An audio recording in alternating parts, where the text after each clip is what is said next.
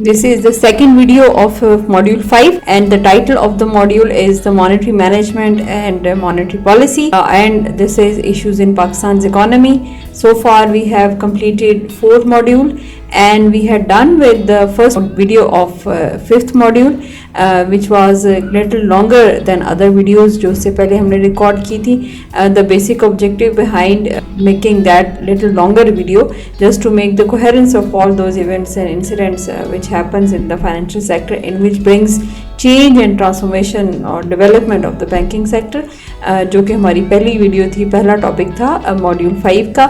आज हम second topic discuss करेंगे इस मॉड्यूल 5 का, which is actually the monetary management and how it has transformed over the time period within the economy of Pakistan. So if you have gone through a first video thoroughly और उसके बाद आपने उसको पढ़ा है from the book as well, it would be very easy to understand the monetary management and its structure in the Pakistan's economy, which we are going to discuss in today's video. So let's begin. An efficient monetary management is very important for any economy. So monetary policy can be said to as serious implications for economic development of the country, क्योंकि जब तक एक proper financial और monetary sector नहीं होगा किसी भी economy के अंदर, that would not be going towards the growth or development path. So it is having serious implications. And monetary policy basically है क्या? It is concerned with the quantity, cost and allocation of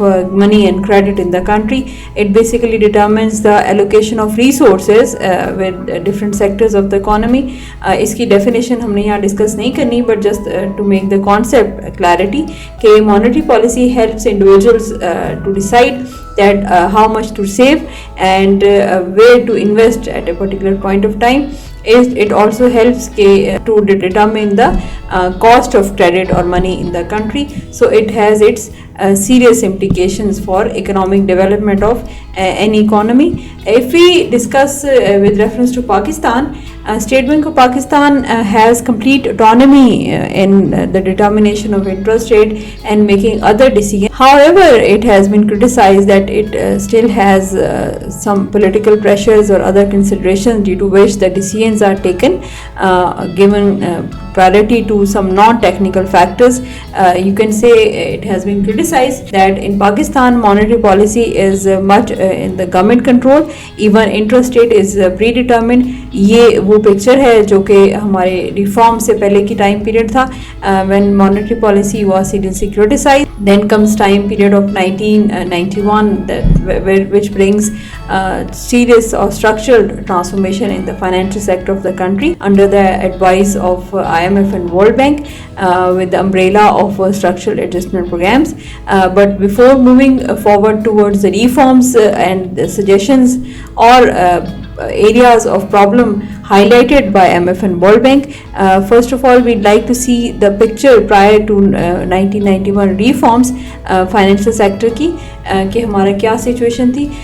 Under the banking sector reforms 1972 में National Credit Consultative Council was established in Pakistan, और उसका basic जो objective था is to distribution of credit and moreover distribution of credit to all those areas which were neglected before nationalization, क्योंकि ये time period nationalization का है. अगर आप याद करें economic history को 70s का, तो nationalization was there. तो उससे पहले जो एरियाज निगलेक्ट हुए थे, तो इस काउंसिल ने ये डिटरमिन किया कि एलोकेशन ऑफ रिसोर्सेज और credit should be make available to all those areas which were neglected before this nationalisation. So if you see the working of national council, you can well analyze के जो NCC के functioning थी, that becomes the government's main source of monetary policy management in the country. Then there was government debt management program. If you recall, हमने इसको पहले भी discuss किया है. तो prior to reforms, this program was seriously criticized on grounds of having highly unorganized structure and very much poorly managed. Moving further, क्या situation थी prior to 1991 reforms? There was an annual credit plan that used to be devised every year, और उसके basically दो task थे. Number one is to determine the extent of monetary expansion. The government used to determine कि उसने कितनी monetary expansion करनी है, and the allocation of credit among different sectors के different sectors economy को कितना credit जो है हमने allocate करना है. तो with these two tasks assigned, annual credit plan used to be devised every year. So अगर हम overall इस सारी जो functioning है इसको conclude करें, तो main जो mechanism था monetary management का was just to control the volume, the cost and allocation of credit before 1991, and it was after 1972 से लेके 1991 के time period में that was the crux of the monetary management in the country, that having control over the volume, cost and credit allocation in the country. Then comes time period of 1991 reforms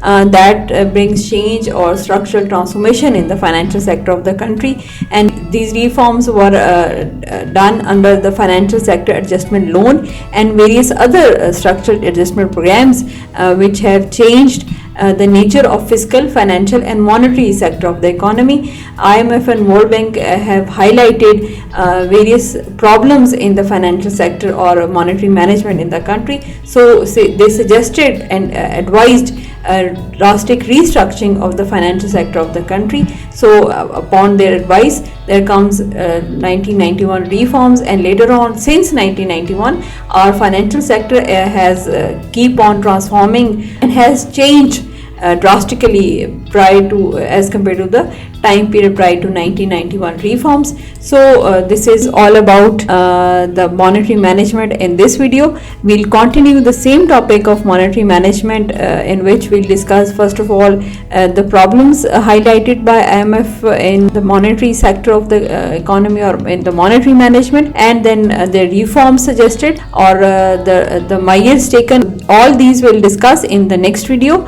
See you in the next video.